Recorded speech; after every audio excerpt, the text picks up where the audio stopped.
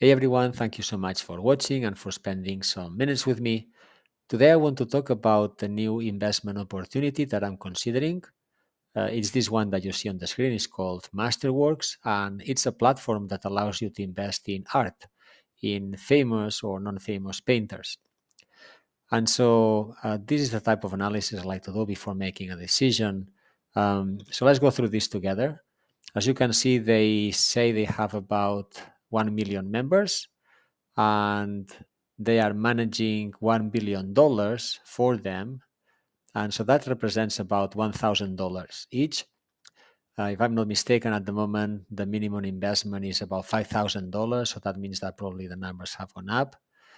And they say they have purchased 400 pieces of art.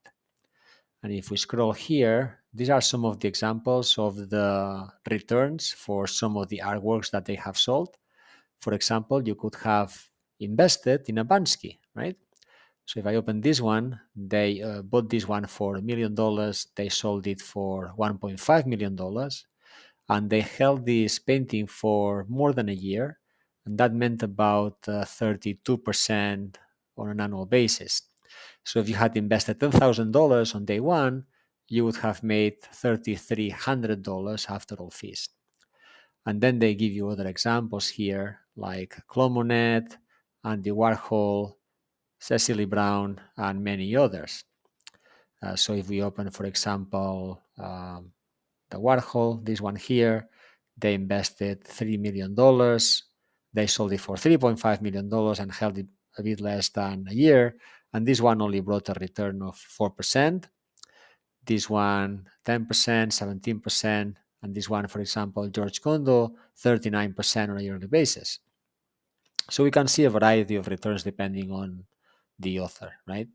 So if we go to the next one about how this works, they provide some information here. So basically, they are the ones who select the artists, they purchase the art, they securitize the artwork, which means that they divide it into smaller pieces, and then they have an offering with the Securities and Exchange Commission for anyone to invest. Then they hold those pieces of art between 3 and 10 years. And then at some point, their team sells those pieces of art to private collectors and they make a profit. That's the intent, right? Then in this section, they mentioned that they have analyzed 9,500 pieces of art, but they have only purchased 244. So that means that less than 3% of the artworks pass their due diligence process. If we think about traditional investments, many people will have a 60-70% in stocks and then a percentage in bonds. And what they are trying to convince you is to maybe add between 15 and 25% of your portfolio in contemporary art. And the reason being that art in principle seems to have higher returns than the Standard & Poor's.